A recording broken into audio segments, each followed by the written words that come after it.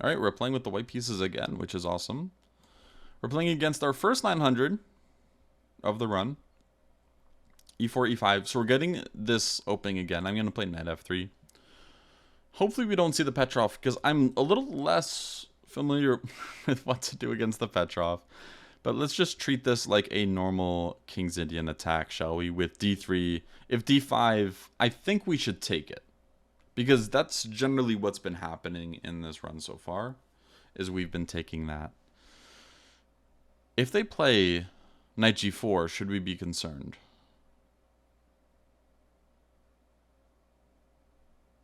So if I play G3 here, they play knight G4, what do I do? I think that's actually worth enough concern in a position like this. Now, this pawn is hanging on E5. Do I take it? That's a sketchy pawn to take, but...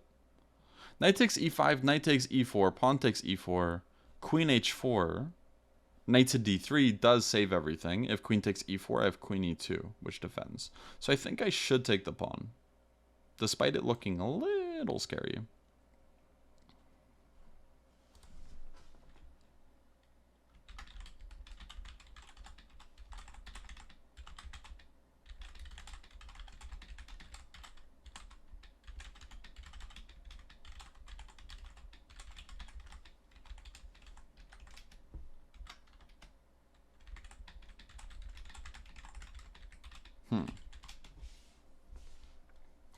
So, knight c6, this looks like a... What's that opening called? Where you take on e5 and then knight c6. I'm silly. I don't remember the name. But this is just a transposition, I believe, into... Oh, it's the Stafford Gambit. The Stafford Gambit is what it's called. So bishop e2 is what you normally play. So, yeah, we're actually just going to be playing a Stafford Gambit this time around. I don't know if knight takes e5 is the best way to play it as a King's Indian attack, but we do get a pawn, and sometimes you gotta deviate from a King's Indian attack to just get a better, if not winning, position. So this looks like something we could take.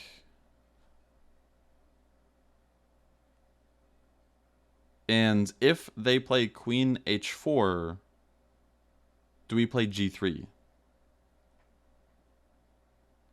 I think we should. Bishop takes g4, queen h4 to attack our bishop. And then g3, queen takes g4, queen takes g4, and then we castle? Question mark? I think that's not so bad. Even though we lose our light square bishop and we fianchetto, there is a problem for our opponent, and that problem is that they're down a pawn and their structure is just a little bit worse than ours. I don't know if this is exactly the right way to take care of it, but this does feel correct to me. If they go queen d4, we can just castle. We're not worried about that. Okay, and if they take, that's what I meant, is if they take and then go queen d4 or anything like this, then this isn't really something we should concern ourselves with. This is just an extra piece. We can castle next move. Queen d4 doesn't work because our rook on f1 will then be covering that square. Great. So let's castle.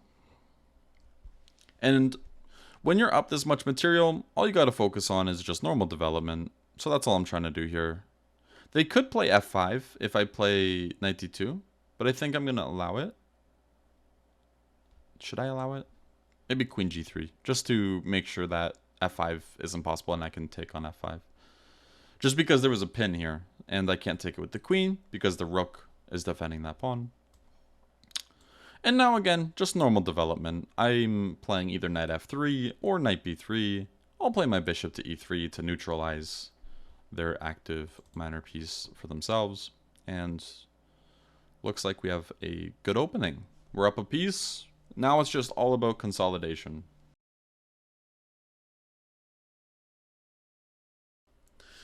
But so does knight f3, and knight f3 is more kingside. Like, it's more structured towards going for a kingside attack. Knight b3 is more positional. They end up actually just abandoning the game here, so that's good for us. I think we should actually check what we could have done here in order to make sure that we play properly against this knight g4 potential. let's get into the analysis board here. So e4, e5, knight f3, knight f6. And again, we get into a position where it's something that I'm a little bit less comfortable with, at least knowing how to play against this Petrov. And I'm curious what opening books would say here for the King's Indian attack specifically. So against knight f6, d3 seems like the right approach, so I'm happy about that. And bishop c5. Yeah, bishop c5 just isn't really a move, is it?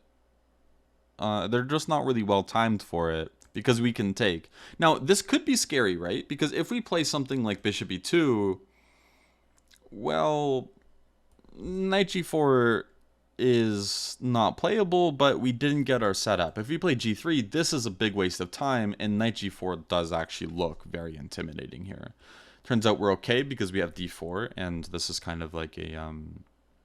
We see these knight takes f2 or knight takes f7 lines where sometimes this d5 move is just thrown in to prevent the bishop from covering that square. The whole idea here is that if bishop takes, then this would be a mistake because we can take, unload an attack on the knight, and we're happy. So yeah, this is just a pawn, and we just transpose into the Stafford Gambit with bishop e2. And the way you normally see positions like this, I think, is h5. I believe it's h5, c3, knight g4. But this position just kind of falls flat on its face because of d4. And they can play their tricks with queen h4. We just play g3, queen f6. There's actually two moves here. I prefer bishop f3. It's a little bit safer, but you can also go for f3. You just have to know the consequences after h4. And that's the game. So this was a little bit quicker, but still a fun one.